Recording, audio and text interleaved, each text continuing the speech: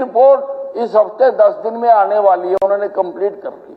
आज तक medical facilities demand based दी गई हैं, जहां पर एमएलओ ने मांग कर ली वहां पर दे दिए, पर मैं नीड बेस्ड बनाना चाहता हूं। मैंने तो वहां पर भी मेडिकल सर्विस देनी है जहां मेरा एमएलए नहीं है, मैंने वहां पर भी देनी है। इसलिए नीड बेस्ड मेडिकल सर्विसेज हम दे पाए, इसके लिए मैंने मैपिंग करवाई है। और ये सारे देश में पहला ये प्रदेश है, सेंटर ने भी इस के ऊपर बात की है, अवलोकन किया है, और हम उसके मुताबिक वो बताएंगे कहाँ पीएचसी बनानी है, कहाँ कितने बेड का अस्पताल बनाना है, कहाँ कौन सा इक्विपमेंट देना है। हमने एजेंसी की रिपोर्ट हमारे पास आने वाली है। जहां तक इन्होंने स्पेशलिस्ट की मैं जल्दी ही स्पेशलिस्ट डॉक्टर जहां पर जिस अस्पताल जिस पीएचसी में जितनों की जरूरत होगी उनकी भर्ती में सैनी साहब अलग से करा करूंगा। मैंने इसकी व्यवस्था कर दी है। धन्यवाद जी। मैंने वो हो गया प्रश्न पूछा था आपसे, वो बाकी तो आपने सारा कुछ बताया है, ठीक, अच्छी बात आपकी। लेकिन जो मैंने पूछा था कि परसेंटेज कहाँ तक गई है, जैसे कि 65% तक लिए हैं जो पेपर लिया था आपने, या 55 तक लिए हैं, या 50 तक लिए हैं, ये मैं जानना चाह रहा था। देखो अब ये सेपरेट बात है। अब तो हमारे अध्यक्ष महोदय बहुत विशाल हृदय हैं, उन्होंने हर एमएलए को वैसे भी क्वेश्चन पूछने की इजाजत दे दी है। आप पूछ लेना, मैं आपको पूरी डिटेल दे दूंगा। माननीय सदस्यगण, आज सदन में श्री कृष्णमूर्ति हुड्डा पूर्व मंत्री एवं श्री सुभाष बत्रा पूर्व मंत्री अध्यक्ष दीर्घा में उपस्थित हैं। यह सदन उनका स्वागत करता है। श्रीमती सीमा त्रिखा जी। प्रश्न संख्या नंबर 25। अध्यक्ष जी, प्रश्न क उसका जवाब है हाँ श्रीमान जी, और जो प्रश्न ख है उसके बारे में मैं ये कहना चाहूंगा कि मामला न्यायालय में विचाराधीन है और सड़कों के निर्माण के मुद्दे को सुलझाने के लिए प्रयास किए जा रहे हैं। माननीय अध्यक्ष जी, मैं आपके माध्यम से आदरणीय मंत्री जी का पहले धन्यवाद करती हूँ कि उन्होंने पहले का तो हाँ बोला है, लेकिन जो उन्होंने दूसरे प्रश्न का जवाब दिया है कि मामला न्यायालय में है। न्यायालय में जो मामला है वो दो अलग अलग पार्टीज का है, लेकिन हरियाणा सरकार जब काम करती है वो परमार्थ के लिए करती है, और ये जो दो लोग न्यायालय में गए हैं वो निजी स्वार्थ के लिए गए हैं। मेरा निवेदन ये है कि इस कानून में कोई भी चीज हमें इस चीज के लिए आड़े नहीं आती कि जिससे दो लोग लड़ें और जनता के हित जो हैं वो सरकार के द्वारा उनको सुविधा दी ना जाए। तो मेरा मंत्री जी से निवेदन है कि वो कोर्ट का मसला कोर्ट में रहेगा, और ये जो सोसाइटी है हमारी ग्रीनफील्ड, ये लगभग पिछले 25 सालों से वहां के लोग बार बार त्राही कर रहे हैं कि हमें नगर निगम के अंतर्गत लाया जाए। माननीय मुख्यमंत्री जी की घोषणा के तहत इसे नगर निगम के अंतर्गत लाया गया, और सबने माननीय मुख्यमंत्री जी का आज सदन में भी पहले भी मैं धन्यवाद उनकी तरफ से कर चुकी हूं। लेकिन अंतर्गत लाने के बाद में कोर्ट ने आपको क्या आदेश दिए कि वहां पे विकास कार्य नहीं होंगे? यदि ऐसा कोई फरमान है कोर्ट का तो मैं मंत्री जी की बात का सुनकर के बैठ सकती हूँ। यदि कोर्ट ने ऐसा आदेश नहीं दिया तो हम वहां पर प्रोविजनल तौर पर उनका कोई भी बिल्डिंग, उनकी कोई भी जमीन को हम अपने तरीके से लेकर के, जो कि एक एडमिनिस्ट्रेटिव का काम होता है, उस तरीके से हम उसे कर सकते हैं। और मैं साथ साथ मंत्री जी को कहना चाहती हूँ कि मुझे पता समय को कोई बांध नहीं सकता, मेरी बात का जवाब दें उससे पहले मैं ये कहना चाहती हूँ समय को कोई बांध नहीं सकता है, लेकिन फिर भी अभी जो हम जिस काल से निकल रहे हैं रक्षाबंधन का काल है, और मैं मंत्री जी से मुझे कुछ कहने की जरूरत नहीं है, मेरे भाव को समझे। मैं ये चाहती हूँ कि एक बहुत छोटी सी नन्ही सी बहन हूँ मैं यहाँ पर, और दूसरा मैं ये भी कहना चाहती हूँ कि मैं समय को नहीं बांधती हूँ, पर मेरी एक गुजारिश, सीमाएं सबकी हैं, मैं जानती हूँ मेरी भी सीमा है, लेकिन एक गुजारिश मैं चाहती हूँ कि रक्षाबंधन पर ये मुझे पूरी तरह से, मेरे को नहीं, उस कॉलोनी के निवासियों को आश्वस्त करें कि आने वाले भाई दूज के बाद मैं इसी सदन में जनता का धन्यवाद इनको दे सकूं। मेरे साथ सभी सहमत है सदन इस बात के लिए। मैं जवाब चाहती हूं मंत्री जी से।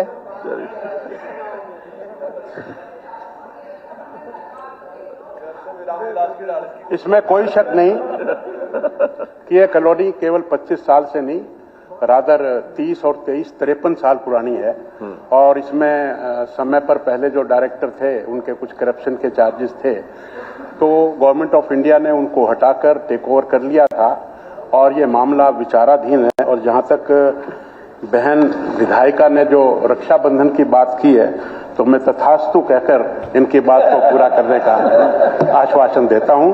और ये जो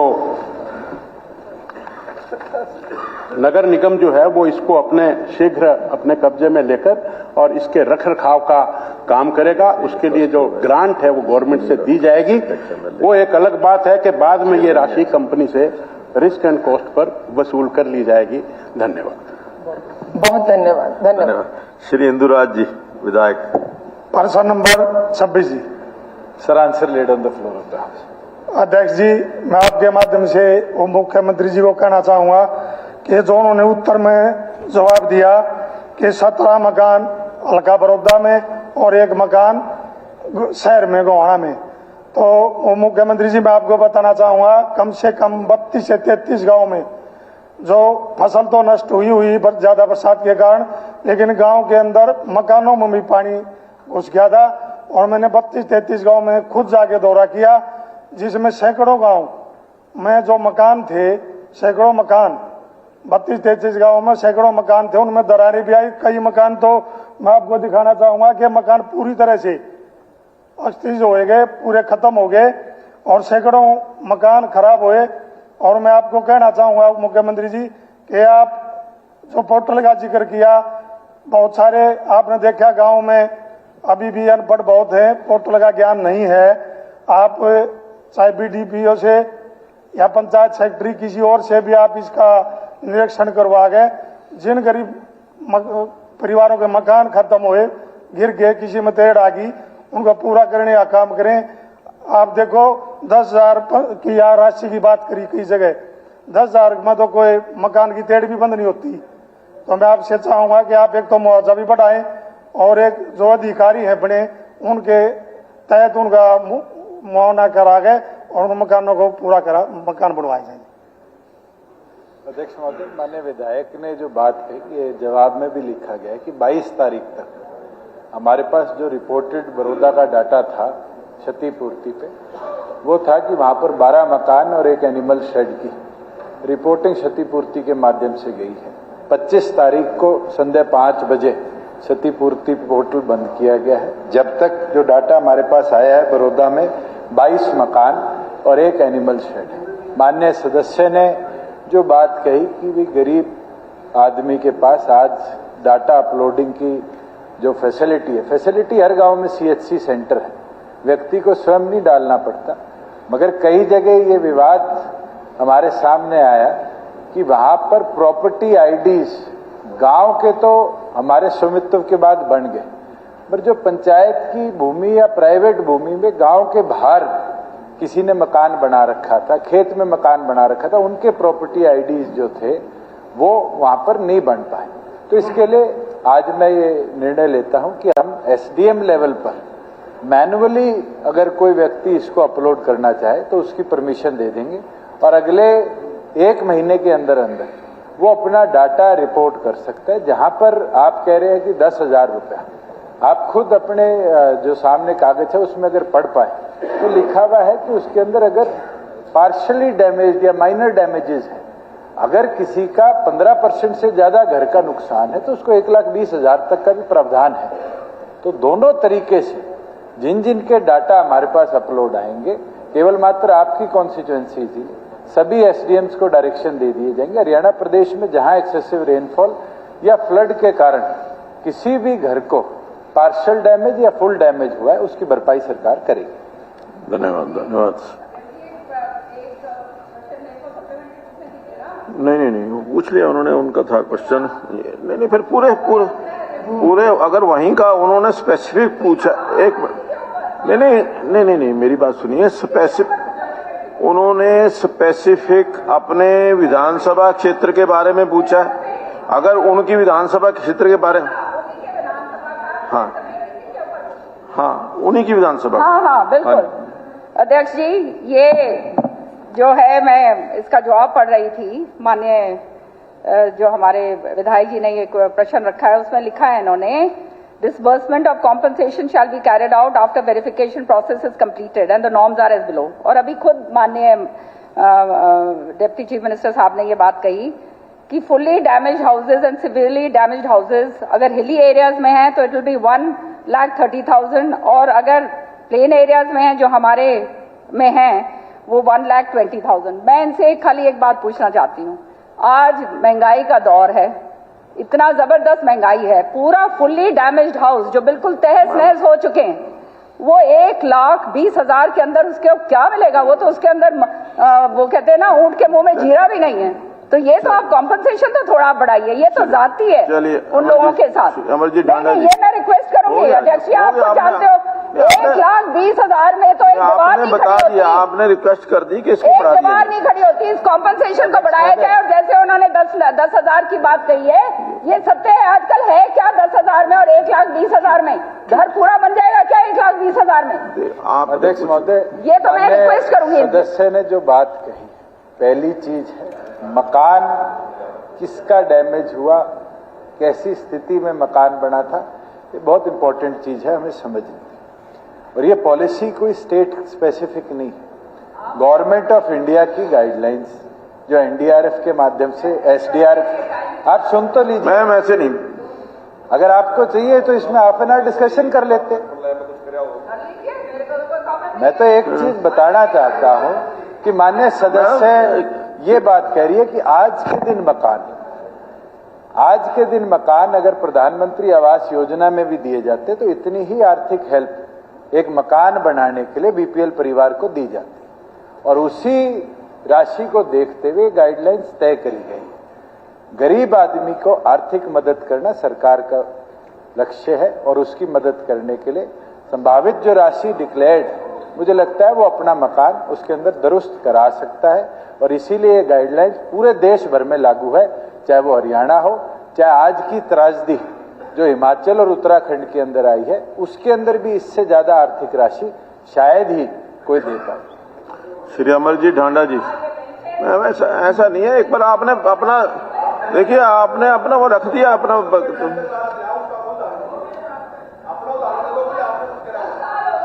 नहीं, चलिए किरण जी, अमरजीत ढांडा जी आए नहीं। श्री घनश्याम सराफ जी, घनश्याम जी, प्रश्न नंबर 28।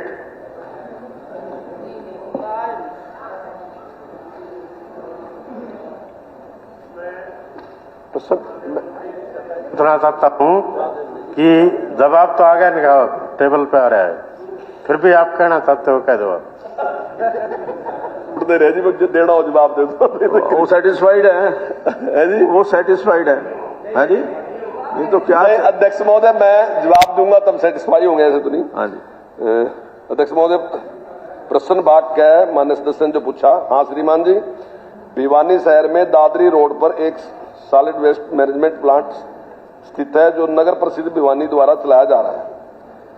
इस प्लांट के पास के क्षेत्र में एकत्रित किए गए भूजल के नमूनों की जांच में प्रदूषण का स्तर निर्धारित सीमा में पाया गया है तथा हरियाणा राज्य पॉल्यूशन कंट्रोल बोर्ड द्वारा HB कॉलोनी भिवानी में लगे हुए एयर क्वालिटी मॉनिटरिंग सिस्टम के माध्यम से जनवरी 2023 से जुलाई 2023 तक के प्राप्त आंकड़ों के अनुसार अधिकांश समय परिवेश वायु गुणवत्ता मध्यम या बेहतर श्रेणी में दर्ज की गई है।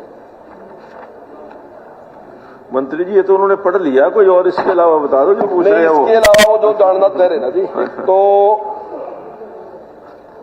को आपने पूछना तो पूछ लीजिए।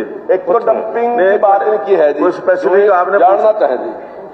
डंपिंग ग्राउंड कहां स्थापित होगा ये हमारा विषय नहीं है, यूएलबी का विषय है। यूएलबी ने इसका किया, तो जहां कचरा उन्होंने किया उसका उन्होंने किया। दूसरी बात है जो इन्होंने वायु की बात कही, तो अभी तक जो मीडियम है तो जनवरी में जो है वो 168 रहा, फरवरी में 129 रहा, और मार्च में 128 रहा, अप्रैल में 127 रहा, मई में 131 रहा,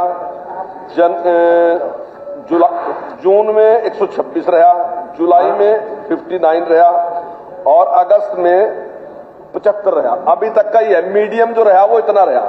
केवल 8 महीने में 17 बार ऐसा होया जब वो 200 क्रॉस करके गया। मीडियम जो माना जाता है 100 से 200 तक को ठीक मानते हैं, मतलब अच्छा तो नहीं मानते लेकिन मीडियम मानते हैं। लेकिन केवल 8 महीने में 17 घटनाएं ऐसी हैं जब वो 200 से ऊपर निकल। मैं माननीय मंत्री जी से ये कहना चाहता हूँ और पूछना चाहता हूँ कि आपने पानी के नमूने एकत्र किए, जबकि न तो एनजीटी का कोई आदेश है आपके पास, न हमारे पॉल्यूशन बोर्ड का है।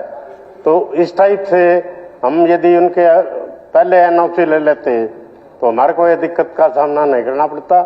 आज हजारों लोग सड़कों पे बैठे हैं और उन सब का एक ही विचार है कि इसको स्थानांतरित किया जाए।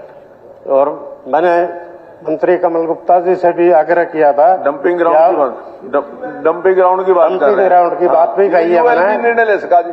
अगर पॉल्यूशन का तो आपका है जी, पॉल्यूशन का ग्राउंड ग्राउंड के कारण पोल्यूशन है ना, डंपिंग ग्राउंड के कारण पोल्यूशन है। मैं एक बात बताता हूँ, आदरणीय अध्यक्ष जी, अगर 200 से 500 मीटर तक हमारे 25,000 की आबादी है और सारी को पॉल्यूशन झेलना पड़ता है। और मैंने मंत्री जी का किसी आदमी का फोन आया था, मैंने उनको बता भी दिया था कि ये समस्या हमारे इसलिए आ रही है कि ये डंपिंग ग्राउंड जो बना है ये शहर के अंदर ही बना दिया गया है, तो शहर से बाहर किसी टिब्बे पे ये डंपिंग ग्राउंड। मंत्री जी जवाब दे रहे हैं। हाँ,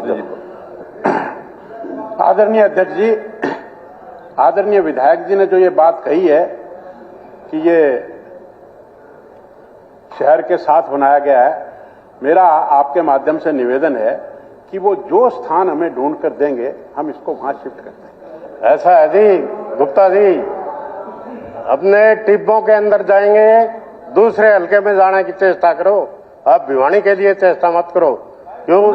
भिवानी ये दूसरे का एक मामला शहरी मामला है, जहां पर डालेंगे वो ग्रामीण क्षेत्र के लिए बात। ये समस्या पूरे प्रदेश में जहां पर भी हम जो ये डंपिंग स्थान बनाते हैं, हमारे तो ये कोई आपकी समस्या नहीं है, ये सभी जगह। अब आप भी भिवानी भाईचारा बोल रहा है अब, लेकिन आप मंत्री जी मैं एक बात और बताता हूँ, मैंने पानी के लिए कोई शिकायत आपसे नहीं किया है। मेरा सुझाव आप सबसे कि जहां पर भी हम ये स्टेशन बनाते हैं तो वहीं के लोग ये कहते हैं जी यहां ना बनाओ, दूसरी जगह बनाओ। हाँ। तो इस चीज को अपने को चेक करना चाहिए।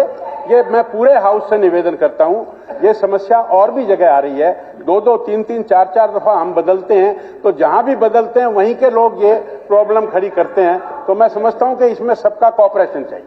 पहले ये संयंत्र भवानीखेड़े में स्थापित होना था, बाद में किस कारण से आप लोगों ने उसकी जगह को बदला है ये आप बताएं। और जो पहले जी आपकी विधानसभा का कबाड़ कूड़ा दूसरे वाले क्यों एक्सेप्ट करें? तो फिर हमारे भी तो ये कर रखा है। तो आपका है वो तो आपके हमारे भी यही है। हाँ जी, ये हमारे द्वारों का कूड़ा, भवानीखेड़ा का कूड़ा और दादरी जो अदर जिला है उसका भी कूड़ा हमारे यहाँ पे डंपिंग होगा। वो अपने वहाँ। आदरणीय अध्यक्ष जी, पूरे प्रदेश में 13 क्लस्टर बनाए हैं, 13 क्लस्टर बनाए हैं, तो सभी जिलों में नहीं बन सकते ये। तो कोई जो 2-3 जिलों का मिलाकर एक है तो वो कोई तो स्थान होगा ही ना। तो आप कम से कम पॉल्यूशन का एक बार फिर वही बात है, एनओसी लें, जिससे हमारा नहीं ऐसे नहीं, बिल्कुल भी आप जो भी मर्जी, ये पूरा हो जाए। हर क्वेश्चन के आप ऊपर के कमेंट्री करेंगे, ऐसा बिल्कुल ठीक। ये तो भिवानी, नहीं ये बहन जी तो भिवानी जिले की हैं जी, इसलिए ये बात कर रही हैं। चलिए Sitaram Yadav ji, 29 Sitaram Yadav ji 29 sir, answer let on the. अध्यक्ष महोदय, मेरा प्रश्न था कि रेवाड़ी महेंद्रगढ़ सड़क पर रेवाड़ी टी पॉइंट से अटेली टी पॉइंट तक उक्त सड़क पर भारी यातायात को ध्यान में रखते हुए एक उनको आप अलग से क्वेश्चन लिख करके दो, वो देंगे निर्माण के बारे में मैंने अलग से उनको 2 क्वेश्चन लिख कर। नहीं घनश्याम जी, ये आपने क्वेश्चन पूछा है पर्यावरण मंत्री से पूछ लिया जी, आपकी समस्या का मामला है यूएलबी का, ये है समस्या। आप एक बार इनसे बात कर लो। चलिए सीताराम यादव जी। उप मुख्यमंत्री जी ने जवाब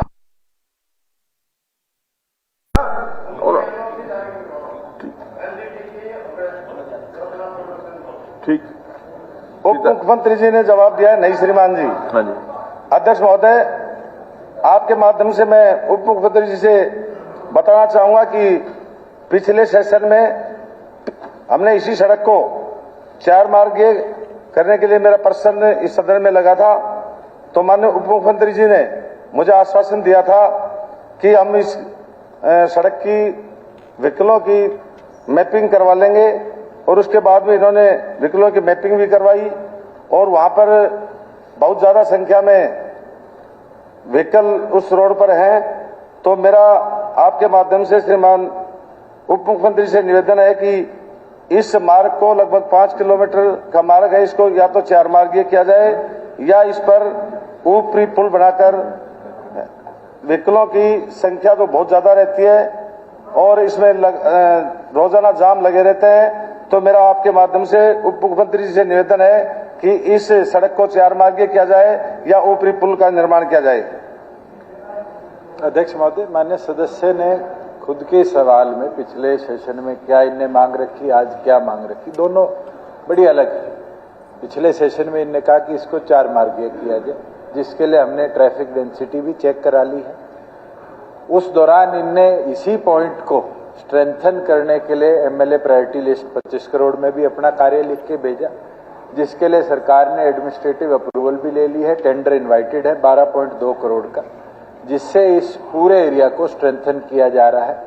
वहां पेड़ लगे हुए हैं, पेड़ों के लिए हम फॉरेस्ट डिपार्टमेंट को लिख के दे रहे हैं कि फॉरेस्ट की अगर हमें परमिशन मिल जाती है तो हम पेड़ काट के इस पूरे एरिया को, जो 1.5 किलोमीटर के लगभग है एक टी पॉइंट से दूसरा टी पॉइंट, इसको 4 लेन करने का जो इनका प्रस्ताव पिछले सेशन के अंदर था, उसको आने वाले समय में टेकअप करेंगे। क्योंकि आज ट्रैफिक डेंसिटी बहुत है और परमिशन आने में समय लगेगा, उसको देखते हुए इमीडिएटली 12.2 करोड़ रुपए की लागत से इसको हम स्ट्रेंथन करने का काम करेंगे।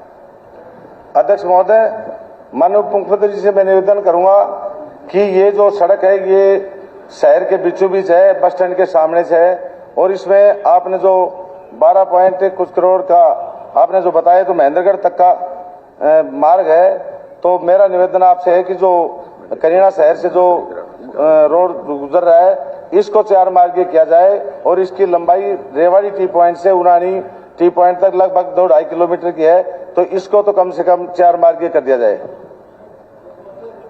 हटा हूं कि 4 मार्गीय का जो प्रस्ताव पिछले सेशन में माननीय विधायक ने दिया था, उसको फिजिबिलिटी स्टडी करा लिया गया है। हम फॉरेस्ट डिपार्टमेंट को फॉरेस्ट क्लियरेंस के लिए परमिशन दे रहे हैं। फॉरेस्ट की क्लियरेंस आने में टाइम जो लगेगा उसका इंतजार तो हम सबको करना पड़ेगा। उसके पहले पेड़ों को काटने का काम और जो यूटिलिटीज वहां पर बिजली बोर्ड की है, कोई पब्लिक हेल्थ की है, उनकी रीलोकेशन के लिए जो फिजिबिलिटी आएगी उसके स्टडी करने के बाद किया जाएगा। मगर इमीडिएटली, क्योंकि वहां सड़क दुरुस्त करनी बहुत जरूरी है, हैवी ट्रैफिक आ रहा है, इसके लिए 12 करोड़ 20 लाख रुपए का टेंडर अप्रूव हो चुका है और अगले 30 दिनों में वहां काम शुरू कर देंगे। धन्यवाद महोदय, हो गया, ये अश्योर कर दिया। मैं बता रहा हूँ। हाँ जी, ये सड़क जो है ये तो महेंद्रगढ़ वाली सड़क की बात कर रहे हैं मुख्यमंत्री जी। मैं रेवाड़ी टी पॉइंट से उनानी जो टी पॉइंट है वो करीना नगर पालिका का हिस्सा है और उसमें आप 7 मीटर अगर इस सड़क को बनाएंगे तो लगभग ये 88 फुट चौड़ी सड़क है। तो जो बीच में नाले और उसके बीच में जो कच्ची जगह रहेगी उसमें लोगों को बड़ी भारी दिक्कत रहेगी। ये मेन मार्केट की जगह है जी। तो मेरा आपसे निवेदन, आपके माध्यम से उप मुख्यमंत्री जी से निवेदन है कि इस सड़क को 4 मार्गीय कर दिया जाए। अध्यक्ष महोदय, अगर माननीय सदस्य इतना कह रहे हैं कि इसको 4 मार्गीय करें तो ये फिर सदन में ये भी रिकॉर्ड करा दे कि इसका टेंडर विड्रॉ कर लिया जाए और 4 मार्गीय के हिसाब से जितना समय लगे उस समय काम शुरू किया जाए।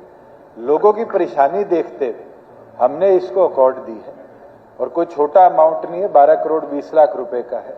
और इससे मुझे लगता है प्रायोरिटी ये रहनी चाहिए कि जो आज के दिन राइट ऑफ वे हमारे पास अवेलेबल है, जो बिना परमिशन के काम शुरू कर सकते हैं, वो प्रायोरिटी पे लेकर चले। जैसे परमिशन आएगी, जितनी वाइडनिंग उसकी 3-3 मीटर की दोनों तरफ और होनी है, वो समय अनुसार हम लेंगे। चलिए, धन्यवाद। ये हो गया नहीं, टेंडर तो कैंसिल करने की जरूरत नहीं है जी। नहीं, मैं समझता हूँ कि माननीय विधायक ने आपसे रिलीफ मांगा ना कि उसके कैंसिल करने की। हाँ जी, ये उसको इसके साथ साथ उसको वाइडन कर चुका हूँ। उप मुख्यमंत्री जी, आपको उस सड़क की हालात का पता है। इसके साथ विधायक सर्वे करवा लें, उस सड़क की हालात बहुत ज्यादा खराब है। इसके साथ उसकी वाइडनिंग का भी टेंडर का चला दो। उसकी आपने करीना से और सीढ़िया कह के हटाऊं कि पिछली बार की स्टडी रिपोर्ट आ गई, डिमांड है कि वाइडन किया जाए, उसको इमीडिएटली हम टेकअप करेंगे। आपने 7 मीटर जो लगेगा वो करवाया जिसको। चलिए, कृष्णलाल मिड्डा जी। क्या 30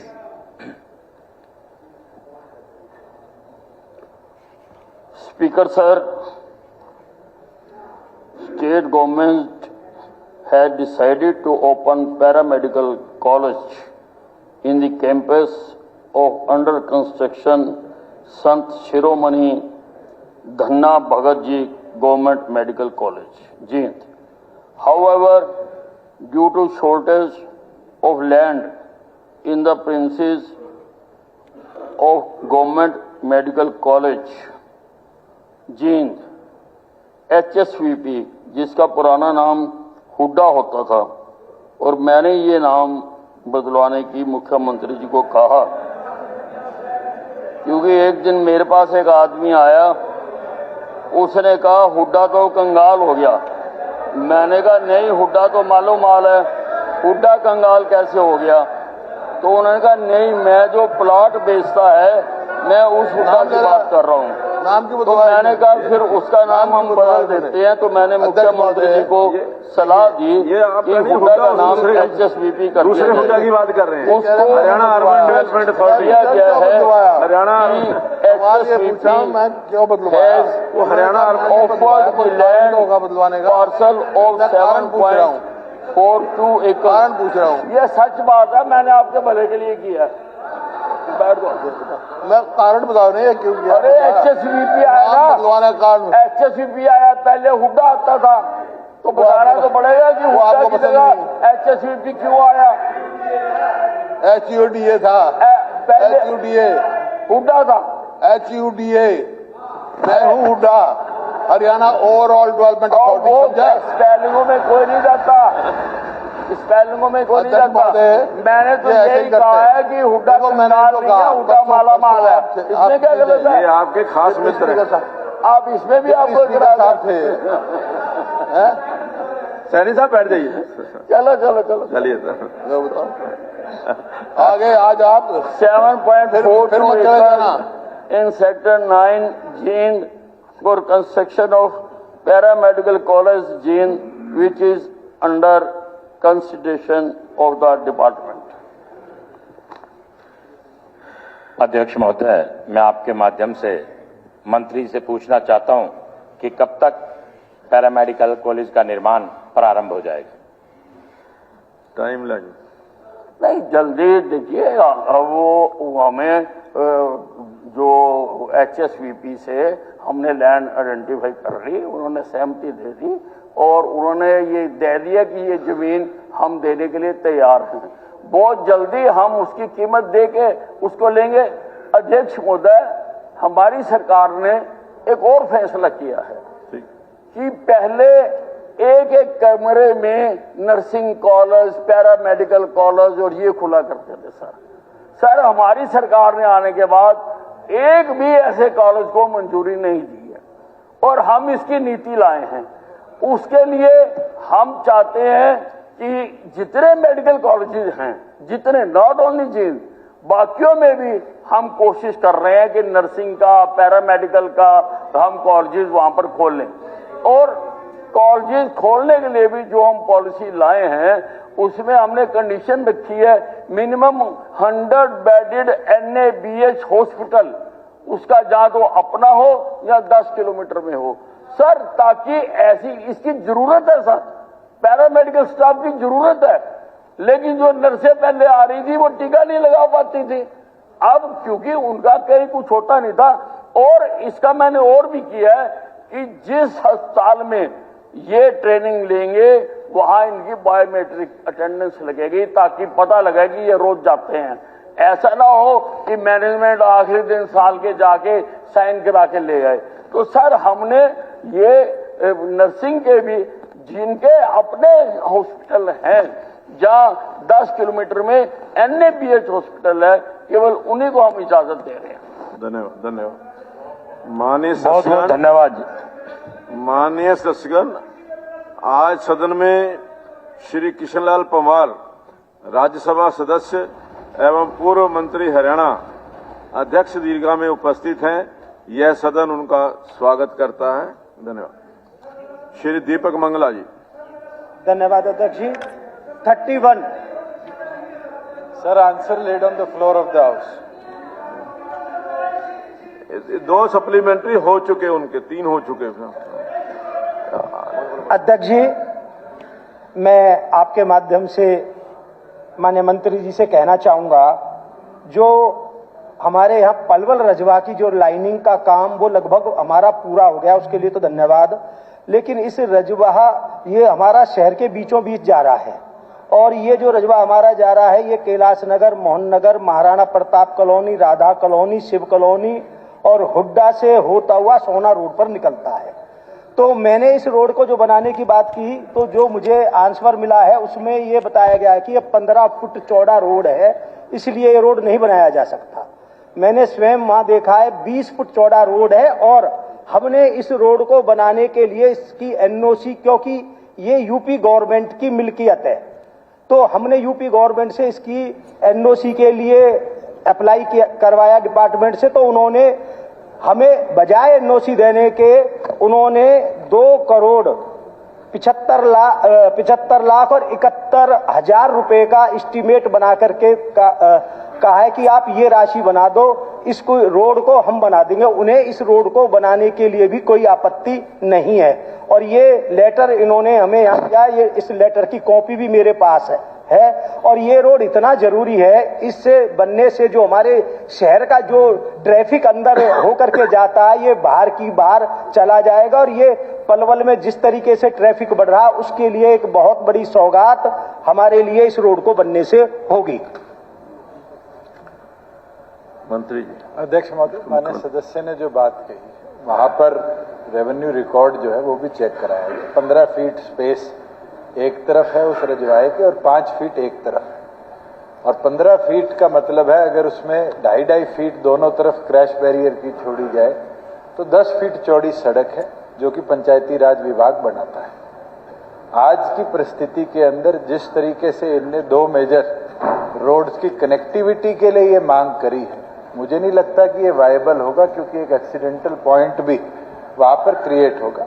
फिर भी अगर ऐसा कोई पत्र यूपी सरकार से आया है, क्योंकि लाइनिंग का काम भी और ये जमीन भी इरिगेशन विभाग की है, मैं चाहूंगा माननीय विधायक उस लेटर की कॉपी भी दे दे, और इरिगेशन विभाग के अधिकारी तुरंत इस पर इसको एग्जामिन भी करा लेंगे। और अगर 2-2.5 करोड़ की लागत से एक कनेक्टिविटी बनती है जिसके अंदर लाइफ थ्रेटनिंग कोई पॉइंट ऐसा नहीं आता, तो जरूर सरकार आने वाले समय में इस पर विचार करेगी। मगर अगर लाइफ रिस्क आएगा और इरिगेशन विभाग की कोई आपत्ति आएगी, तो यूपी सरकार को हम लिखित में भी भेजने का काम। धन्यवाद। इसमें मैं धन्यवाद मंत्री जी, और मैं इसमें एक बात ये भी जोड़ूंगा, जो ये रजवा बना है इसके साथ साथ इन्होंने तार की भी बैरिकेड्स लगाए हैं, तो कोई एक्सीडेंट भी नहीं है। मैं लेटर आया वो इनको दे दीजिए।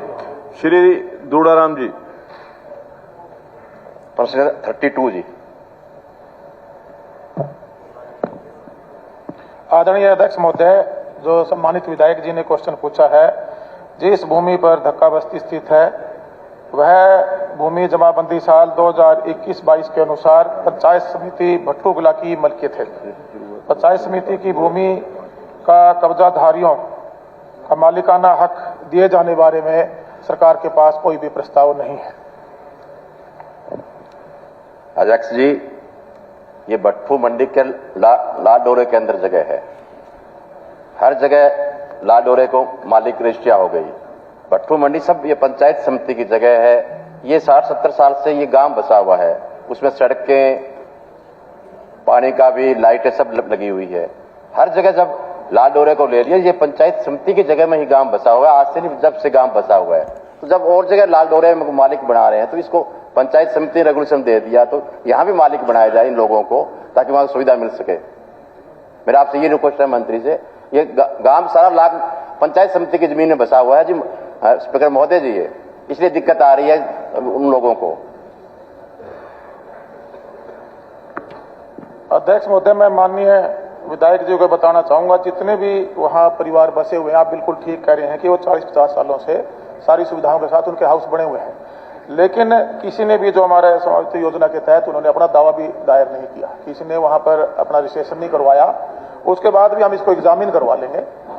मैं मंत्री जी, स्पीकर साहब, मैं यही कह रहा हूँ, ये पंचायत समिति की जगह आज से नहीं, जब से भट्टू गांव बसा जब से है ये, और हम सब लाल डोरे में सबको मालिक बना दिया। सरकार से मेरी आप मुख्यमंत्री यही है कि लाल डोरा की जमीन के वो खुद मालिक थे। नहीं, लाल डोरे के अंदर है पंचायत समिति, उनकी मलकियत थी जी, ये पंचायत समिति की। मैं यही कह रहा हूँ, पंचायत समिति में गांव बसा हुआ है। अभी ऐसा कोई प्रावधान नहीं है कि हम उस जमीन को उनके नाम करें। ऐसा जी, ये मैं यही कह रहा हूँ, ये गांव सारा का सारा पंचायत समिति के में बसा हुआ है।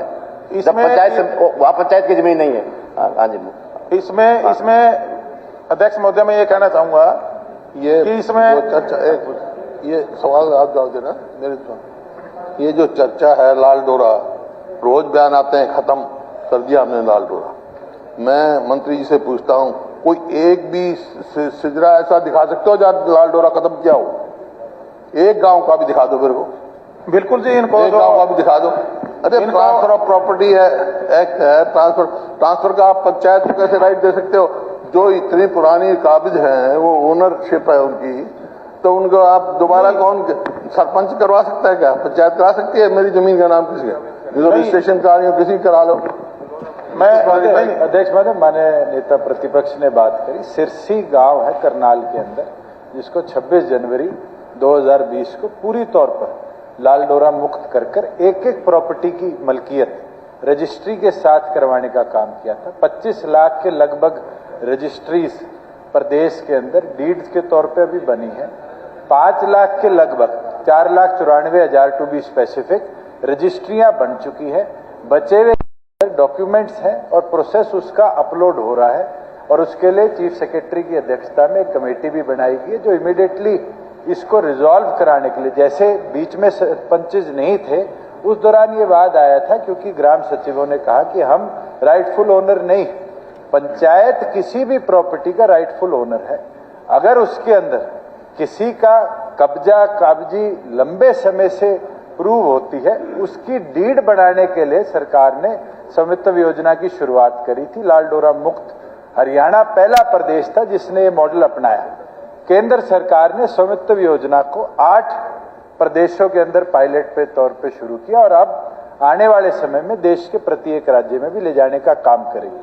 और मैं माननीय नेता प्रतिपक्ष को बताना चाहता हूं, ये सरकार में एक्ट में अमेंडमेंट आई थी, जहां सरपंच के पास अतिरिक्त पावर थी कि अगर किसी का 200 गज तक का कब्जा पंचायत की जमीन पे है, तो कलेक्टर रेट पे आउट ऑफ लाल डोरा भी वो उसकी रजिस्ट्री करवा सकता था। लाल डोरे के अंदर तो हमेशा राइटफुल ओनरशिप उसी की रही है जो वहां पर काबिज रहा। टाइटल सर्टिफिकेट दे रहे हैं। अब किस चीज का टाइटल सर्टिफिकेट दिया जा रहा है? क्या वो टाइटल सर्टिफिकेट जो है उसकी सैंक्टिटी है? बैंक लोन देंगे उसके टाइटल सर्टिफिकेट क्यों? जिसका जो ओनर ही नहीं है, जो इन्होंने कहा लाल डोरे के जितना भी अंदर था सब जो है उनकी पहले से ओनरशिप है। अब वो दोबारा रजिस्ट्री कराएगा, क्या मतलब है? मैं समझ में नहीं आया आपका। इसको एग्जामिन कराओ, पंजाब इसमें लेके आया, विलेज कॉमन लैंड एक्ट में अब लेके आया, वो पढ़ो और वो लेके आओ तो सबको फायदा होगा। मतलब मैं अभी कह के हटा 24 लाख से ज्यादा हमने टाइटल, मेरी सुन तो ली दिया, टाइटल डीड्स हमने दी, जिसकी रजिस्ट्रियां 4,94,000 हो चुकी हैं। पेंडिंग जो 19 लाख कुछ हजार है उसके लिए स्पेशल कमेटी बनाएगी और हमारा टारगेट है कि विद इन 60 डेज उनके भी रजिस्ट्रेशन हम अपलोड करेंगे और हर एक व्यक्ति जिसके पास रजिस्ट्री आ जाएगी, 4,94,000 के पास तो आज भी अधिकार है कि वो लोन ले सकेगा। बची जो 19 लाख कुछ हजार है उनके पास भी अगले 60 दिन के अंदर उनकी रजिस्ट्रियां होंगी, जिसके बाद वो बैंक लोन ले पाएंगे। वो दूड़ाराम जी जो कह रहे हैं उनका एक मिनट आप रुको। ऐसा स्पीकर साहब, मेरे रिक्वेस्ट ये थी कि उसका सारा का सारा काम पंचायत समिति के अंदर बैठा है। अब उसको हर जगह जो लाल डोरा में वो मालिक बना दिया, तो यहाँ भी पंचायत समिति की जिम्मेदारी, पंचायत समिति रेगुलेशन कर दे दिया तो वहां भी उनको मालिक बना दीजिए ताकि उनको कोई दिक्कत ना हो किसी प्रकार की। मेरी आपके मार्फत से मंत्री से, मुख्यमंत्री से, डिप्टी सीएम साहब से यही प्रार्थना है। रुको रुको एक मिनट, रुको तो सही। नहीं, मामले तो बहुत है इंपॉर्टेंट, वो उनको जवाब देने दो। नहीं, प्रश्न उनका है। मैं नहीं हो चुका और सप्लीमेंट्री नहीं। अभी फिलहाल तो हमारी पंचायत समिति की सप्लीमेंट्री हो चुकी है। ऐसा कोई प्रावधान नहीं है कि जमीन की मलकियत हम उनके नाम कर दें। फिर भी हम इस पर विचार कर सकते हैं कि उतनी वैल्यू की जमीन अगर वो पंचायत समिति को ऐसा है, वो पंचायत समिति रेगुलेशन, पंचायत वहां जमीन सारी पंचायत समिति की, सारे गांव की पंचायत समिति रेगुलेशन करके दे रखा है। 70 साल से कब्जेदार है जी, सड़क बनी हुई है, पानी है, बिजली सब कुछ लगा हुआ है। तो जैसे लाल डोरे में मालिक बनाया गया लोगों को, तो यहाँ भी वहां भी इनको मालिक बना दिया जाए, मालिक हक दिया जाए, कब्जा है उनका, सब कुछ है जी। ऐसा प्रावधान दिखा लीजिए जरा क्या हो सकता है। माननीय सदस्यगण, अब प्रश्नकाल समाप्त होता है। माननीय सदस्यगण, मुझे सदन को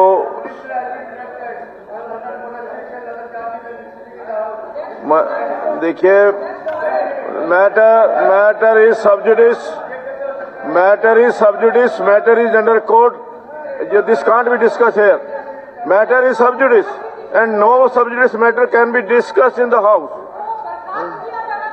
देखिए, ये अब जब कोर्ट के अंदर केस चल रहा है, कोर्ट के अंदर, उसके अंदर हाँ तो कोर्ट में आने दो।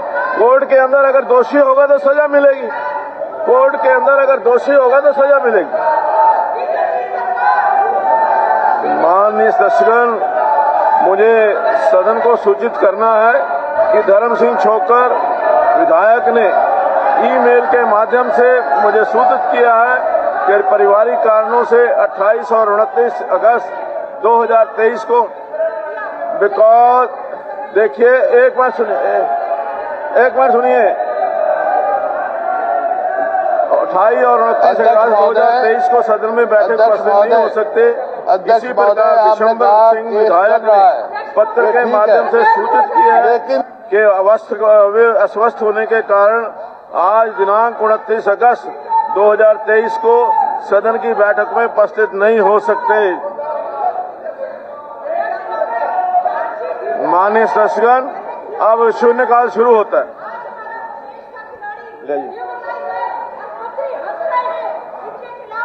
शून्यकाल के अंदर जो माननीय सदस्य बोलने वाले हैं उनकी सूची श्री घनश्याम, देखिए मैटर इज अंडर कोर्ट और सबजुडिस है, वो सबजुडिस मैटर को यहाँ डिस्कस नहीं कर रहे और जो भी आप लोग बोल रहे हैं, जो आप सब लोग बोल रहे हैं वो रिकॉर्ड नहीं होगा, जो आप सब लोग बोल रहे हैं वो रिकॉर्ड नहीं होगा, जो भी बोल रहे हैं आप सब रिकॉर्ड नहीं होगा।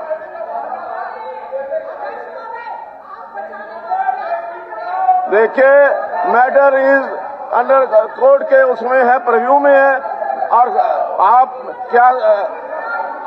क्या न्यायपालिका का सम्मान नहीं करते? आप न्यायपालिका का सम्मान नहीं करते क्या? जब माल का मामला न्यायपालिका के पास है, लेट देम डिसाइड। देखिए, अब श्री घनश्याम, मैं किसी को प्रोटेक्ट नहीं कर रहा, बट रूल्स आप अच्छी तरह जानते हैं। आप 4-4 बार विधायक रहे, 5-5 बार विधायक। जो भी मैटर कोर्ट में है वो यहां डिस्कस नहीं हो सकता।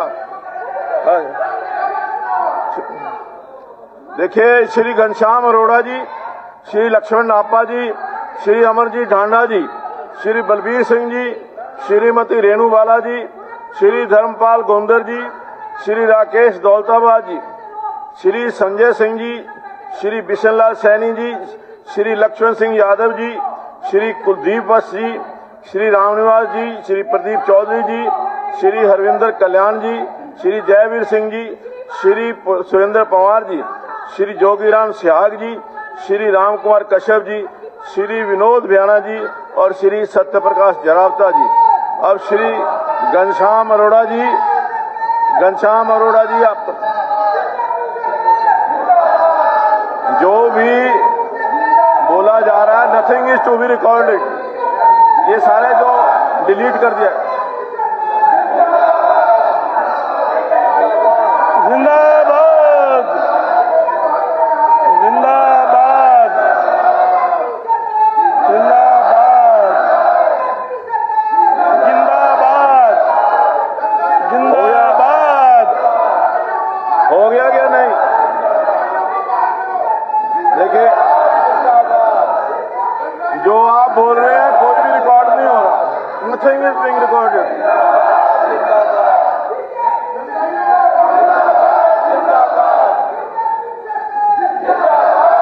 घनश्याम अरोड़ा जी बोलिए।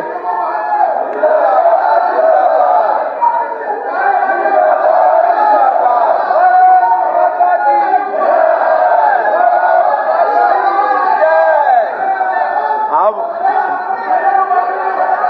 वॉकआउट करना चाहते हो?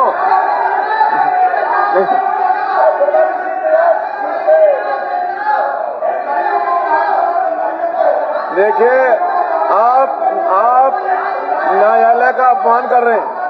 आप न्यायालय का अपमान कर रहे हैं। न्यायालय का अपमान कर रहे हैं।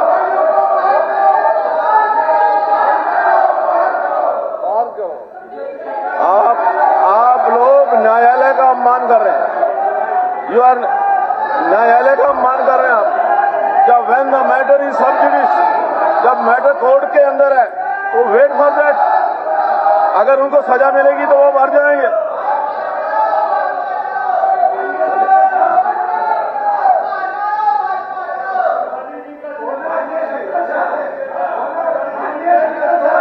अभी बहुत लोग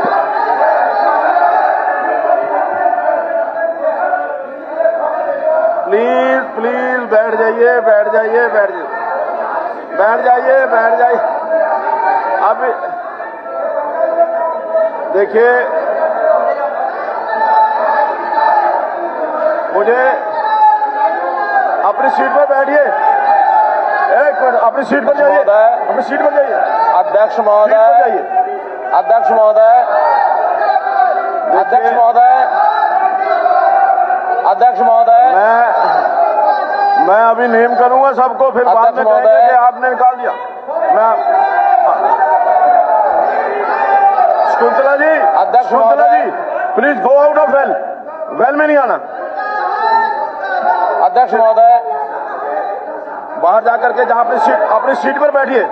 अपनी सीट पर बैठिए। खड़े रहो सर। अध्यक्ष महोदय, अध्यक्ष महोदय, इनको बाहर निकाला जाए। ये एक सीमा पार कर रहे हैं। देखिए, पार कर रहे हैं। एक सीमा मैं आपको वार्न कर रहा हूं। मैं आपको वार्न कर रहा हूं कि वेल से बाहर चले जाइए। मैं आपको वार्न कर रहा हूं कि वेल से बाहर चले जाइए। एक सीमा को पार करना। मैं लास्ट टाइम आपको कह रहा हूं कि वेल से बाहर चले करना। इनके परखच्चे उड़ाएंगे फिर हम लोग। वेल से बाहर चले जाइए। हाँ। इनकी सीमाएं एक एक करके पार करने से इनको कटघरे में खड़ा करेंगे, फिर ये ना कहेंगे। देखिए, एक मिनट, बैठ जाइए प्लीज, बैठ जाइए, बैठ जाइए। अध्यक्ष महोदय, बैठ जाइए। आपने कहा, एक मिनट, आपने कहा मैटर सब जुडिस है। यस, ठीक बात आपकी, मैं वो चर्चा ही नहीं कर रहे हम कह रहे हैं मैटर सब जुडिस है, लेकिन मॉरल ग्राउंड पर आइदर ही शुड रिजाइन और chief minister should ask him for resignation. Either या वो रिजाइन करे अपने मॉरल ग्राउंड पे हिमसेल्फ, ठीक, या chief minister should ask him to resign. Okay, वो अपना उन्होंने आपने कह दिया, वो अपना सोच लेंगे क्या करना है। प्लीज श्री घनश्याम अरोड़ा जी, श्री घनश्याम अरोड़ा जी। ये माननीय अध्यक्ष महोदय, जरूरी तो नहीं आपने क्या कहा है? अभी कोई जरूरी नहीं है, वो बाद में भी सोच सकते हैं। आपने एक सुझाव दिया है, आपने सुझाव दिया है, इट्स अप टू देम। वो सोच रहे हैं, इट्स अप टू देम। हाँ, चीफ मिनिस्टर कहे मैं सोच रहा हूँ, तुम बैठ जाएंगे। अध्यक्ष महोदय, विपक्ष के लोग किसी एक्शन के लिए किसी को कंपेल नहीं कर सकते, ना मुझे कर सकते। मुझे मालूम है कि मॉरल ग्राउंड पर ये कहाँ खड़े हैं और हम कहाँ खड़े हैं। अगर इनकी एक एक चीज सुनानी शुरू कर दी, धज्जियां उड़ाएंगे। धज्जियां उड़ाओ, इस प्रकार से किसी को डायरेक्शन दे करके हम ये करें कि वो करें, जिसको जो करना होगा करेगा। जनता के प्रति दायित्व हमारा है, जनता के प्रति जवाबदेही हमारी है। हम भी जो सामने आप भी जाएंगे, हम भी जाएंगे, और आने वाले एक साल के बाद ये कोई सारे आप कह रहे हो जो इन्होंने सारे इनके सामने ये डिसीजन भाई मुख्यमंत्री जी ने निर्णय लेना है, मैंने थोड़ी लेना है। मुख्यमंत्री जी लेंगे तो जब लेंगे, एक एक की आई कांट कंपेल, मैं उनको मजबूर नहीं कर सकता। I agree. आपने सुझाव दिया है, उसके ऊपर विचार करेंगे क्या करना क्या नहीं कर सकते। लेकिन आपने ये कहा कि वो सोच रहे हैं। हाँ, सोच रहे हैं, वो तो नहीं कह रहे। ये कोई ये थोड़ी है कि अभी सोच करके आपको जवाब देना है। सोच रहा हूँ, ये उनकी मर्जी है, ये उनकी मर्जी है। आपका काम नहीं है सोचना सोचना, ये आपका काम नहीं है। क्या श्री घनश्याम अरोड़ा जी प्लीज बोलिए, बोलिए।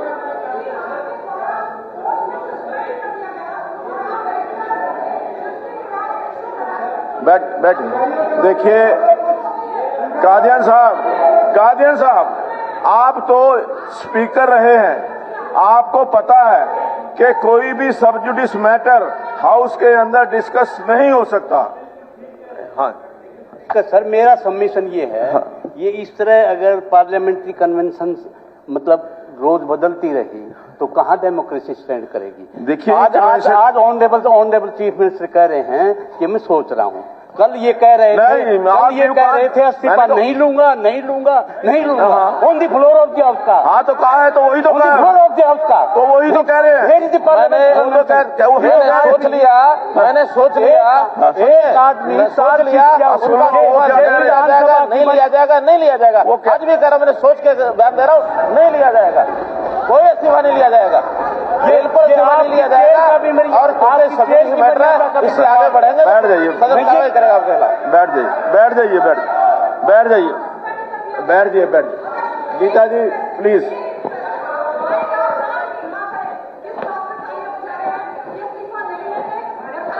ये मुख्यमंत्री जी ने निर्णय, आपने कहा सोच लो, उन्होंने सोच के बता दिया, आपको सोच करके बता दिया।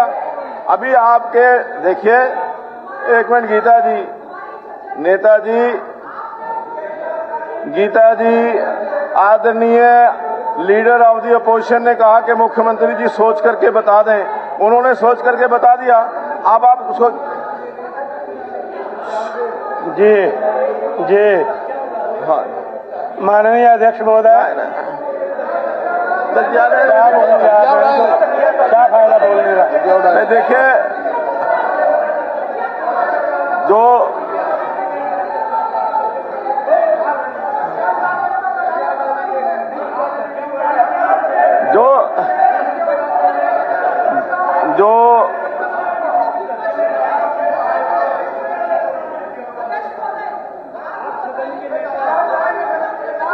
जो है वो रूल्स नियम के, एक मिनट सुनिए, जो अधिकार हैं उसके लिए कुछ नियम कानून बने हुए हैं, उन्हीं नियम कानून के अंदर आपके पास अधिकार है, उससे फालतू नहीं है। जो उन्होंने कहा, देखिए अनपार्लियामेंट्री, उन्होंने ये नहीं कहा कि धज्जिया, उन्होंने कहा कि जब हम आपके पर्दे खोलेंगे, जब आपके पर्दे खोलेंगे, जब आपके किस्से बताएंगे, जब आपके किस्से बताएंगे तब ये धज्जियां उड़ाने देंगे। हाँ जी, is this a parliamentary language? नहीं, इज इट पार्लियामेंट्री लैंग्वेज? देखिए assembly, leader of the house. Speaker sir, माननीय मुख्यमंत्री जी ने जो कहा है ये ठीक है, ये नुकसान कर सकते हैं, दे आर इन पावर। नहीं, हमें उन्होंने कहा कि ये जो आप हमारा कहने का अधिकार तो मत रोको। उसके लिए नहीं कहा उन्होंने, हमारा जो कहने का अधिकार है उसको तो मत रोको। किए हुए कार्य मतलब ये खड़े होकर कहते हैं मैंने ये नुकसान कर सकते हैं। नहीं, दे आर इन पोजिशन। ये कहते हैं भाई मैंने नहीं कहा, ठीक है, यू आर इन पोजिशन। एक मिनट शकुंतला जी, बैठ जाइए महिपाल जी। जिस प्रकार की भाषा का उपयोग इन लोगों ने किया, विपक्ष के लोगों ने, कांग्रेस के लोगों ने किया, इन्होंने कहा कि जनता देखेगी। हमने कहा हम जनता में जाएंगे, आप भी जाएंगे, हम भी जाएंगे, और आपके सारे कारनामे जो 10 साल के हैं, कितने अत्याचार महिलाओं पर हुए, कितने अत्याचार शेड्यूल कास्ट के ऊपर हुए, कितने इन्होंने इनके समय पर कैसे कैसे अत्याचारों के चिट्ठे हैं हमारे पास, लेकिन वो जाके जनता में बताएंगे। यहाँ हमको बताने की आवश्यकता नहीं है, और जनता में जाके बताएंगे। हम जनता में, आपने कहा जनता देखेगी, हम भी कह रहे जनता देखेगी, और जनता में जाकर के बताने का मतलब है जिस भाषा में ये बोलेंगे उसी भाषा में बोलेंगे। किस चीज का? इन्होंने कहा धज्जियां उड़ाएंगे, नहीं कहें तो धज्जियां उड़ाएंगे, धज्जियां उड़ाना इज नॉट पार्लियामेंट्री लैंग्वेज। नहीं, धज्जियां उड़ाने का मतलब ये है कि जो आपके जो काम है वो जनता में बैठे हो। Anybody can say anything, anybody can say anything, anybody can say any parliamentary unparliamentary. मैं एक मिनट सुनिए, मैं एक मिनट बैठ जाइए, अगर एक मिनट बैठ जाइए ना, बैठिए किरण जी, एक मिनट बैठिए। जो आप एक मिनट सुनिए मेरी बात, काजन साहब एक मिनट बैठ जाओ, प्लीज बैठ जाओ, मेरी बात तो सुन लो आप। मैंने जो हुड्डा साहब ने कहा उसका मैं जवाब दे रहा हूं। नहीं, पहले मैं हुड्डा साहब का जवाब दे। ऐसा कोई रिकॉर्ड तो हो ही नहीं, आप बोलते जाएंगे जो मर्जी, कुछ भी रिकॉर्ड नहीं हो रहा। हाँ, तो मैंने कहा है ना कि अगर मैं, देखिए कुछ सुनिए, सुन तो लीजिए, ये एक मिनट सुन लीजिए। जो आदरणीय हुड्डा साहब ने कहा है कि धज्जियां उड़ाएंगे, ये अनपार्लियामेंट्री शब्द है। हमारे जो पार्लियामेंट्री वर्ड्स की एक लिस्ट है, अनपार्लियामेंट्री वर्ड्स की लिस्ट है। अगर उसके अंदर ये अनपार्लियामेंट्री वर्ड होगा तो इसको हम डिलीट कर देंगे। देयर इज लिस्ट बनी हुई है, मैं आपको दिखा दूंगा, लिस्ट बनी हुई है।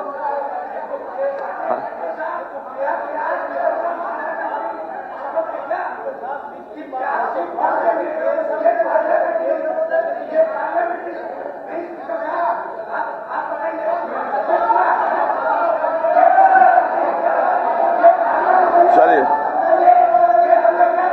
घनश्याम जी, अभी शून्यकाल का समय शुरू होता है। श्री घनश्याम अरोड़ा जी। माननीय अध्यक्ष महोदय,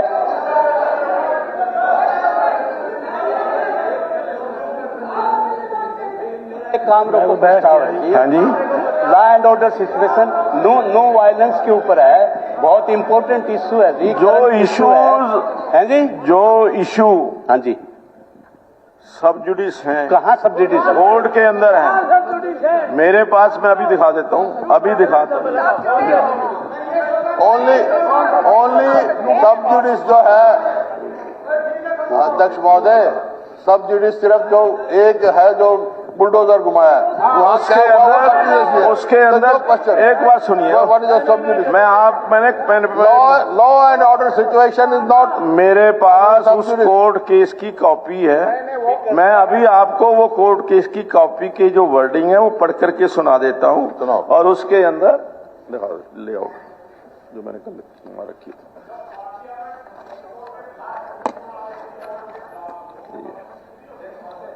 मैं इतनी देर एक चीज बताना चाहता हूँ माननीय कामजान साहब, मैं अभी देख रहा था। मैंने एक मिनट जो आप कह रहे हैं धज्जिया, एक मलिक साहब जो ये बात कह रहे थे धजिया उड़ाना, ये हिंदी का एक मुहावरा है जिसका मतलब है दोष दिखाना। दोष दिखाना, धजिया उड़ाना हिंदी का। देखिए मैं ये जो एक minute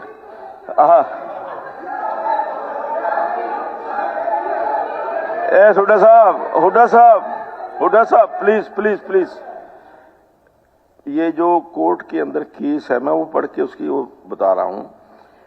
It's in such circumstances we are constrained to issue notice to state as it has come to our notice that the state of Haryana is using force and is demolishing buildings on account of the fact that some riots have occurred in Gurugram and Nuh. ये गुरुग्राम और नूह के अंदर जो दंगा हुआ है या जो राइट्स हुए हैं उसका इसके अंदर मेंशन है और उसी को लेकर के उन्होंने कॉग्निजेंस लिया है। उसी इशू को लेकर डिमोलिशन ऑफ बिल्डिंग्स है, हम न्यूज की चर्चा करेंगे। जी, डिमोलिशन ऑफ बिल्डिंग की चर्चा नहीं करेंगे हम। नहीं, डेमोलिशन ऑफ बिल्डिंग जब डेमोलिशन ऑफ बिल्डिंग की नहीं है, राइट्स की है, ये नूह के राइट्स की है, नूह के राइट्स के ऊपर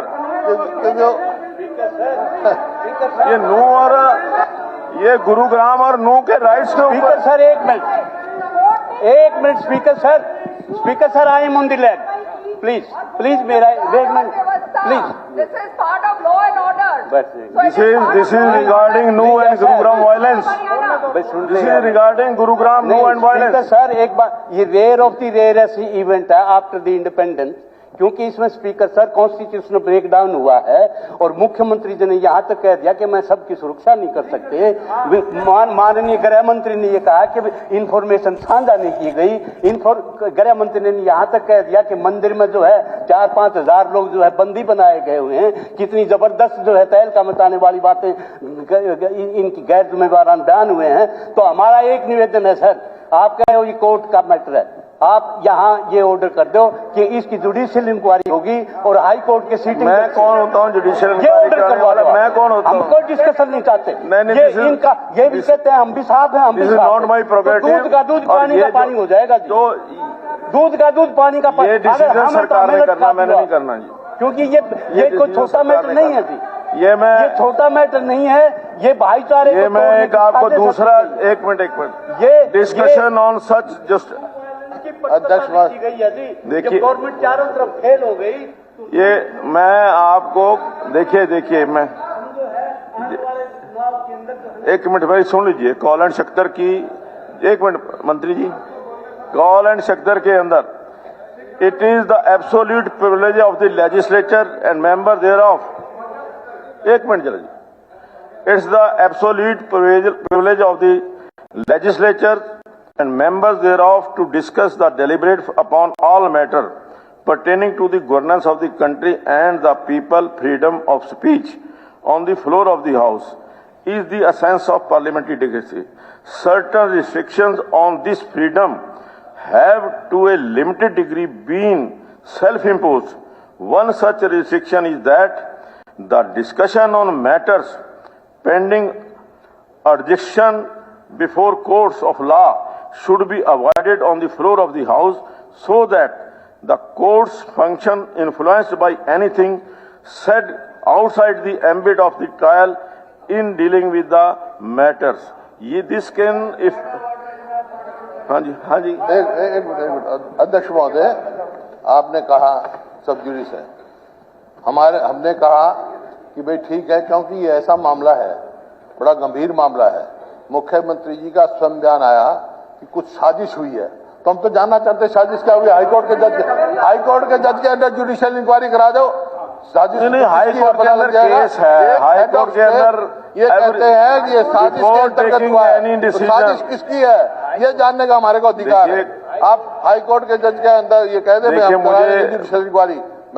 मुझे लगता है कि जब कोई भी माननीय अदालत निर्णय लेती है वो सभी पक्षों के ऊपर, सभी परिस्थितियों के ऊपर ध्यान लेकर के निर्णय करती है। आपने सिर्फ डिमोलिशन ऑफ बिल्डिंग्स के किया, नहीं मालूम है ये वायलेंस लिखा है, नो एंड बुलडोजर चला, नोटिस कब के दिखा रहे हैं 2009, 2016 और बुलडोजर चला रहे 2023 में, सब आपके सामने है।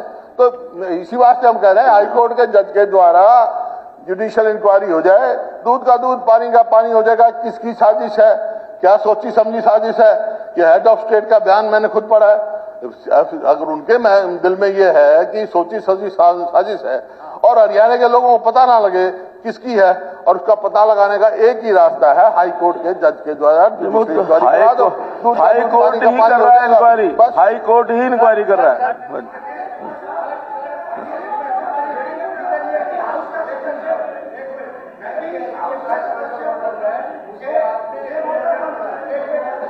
जी एक मिनट रुक जाइए।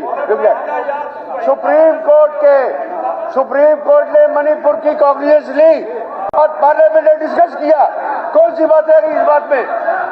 सुप्रीम कोर्ट ने मणिपुर वायलेंस की कॉग्निजेंस ली और ये 84 में और पार्लियामेंट में ये सारा 84 में जो सिख राइट हुए थे पार्लियामेंट, उसका किसने क्या देखा?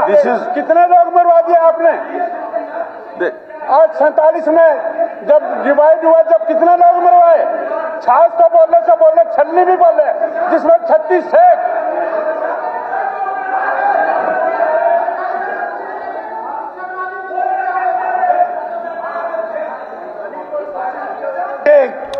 पॉइंट ऑफ ऑर्डर चाहिए, मुझे भी चाहिए, मुझे भी चर्चा करनी है। माननीय स्पीकर साहब, ये जो बार बार कह रहे हैं उसकी साजिश विधानसभा में रची गई थी। विधानसभा में साजिश रची गई, और जो यहाँ कांग्रेस के विधायक मामन खान ने कहा कि प्याज से फोड़ देंगे, उसके बाद ये कहते हैं कि हमारा विधायक ही नहीं, हम भी प्याज से फोड़ देंगे। ये माननीय स्पीकर साहब ये कह रहे हैं हम प्याज से फोड़ देंगे, और फिर एक दिन पहले मामन खान जी ये कहते हैं कि विधानसभा में लड़ा, मैं विधानसभा में लड़ा, मैं बाहर भी लड़ूंगा। दंगे यहाँ से हुए माननीय स्पीकर साहब, दंगे यहाँ से हुए हैं। दंगे की साजिश ये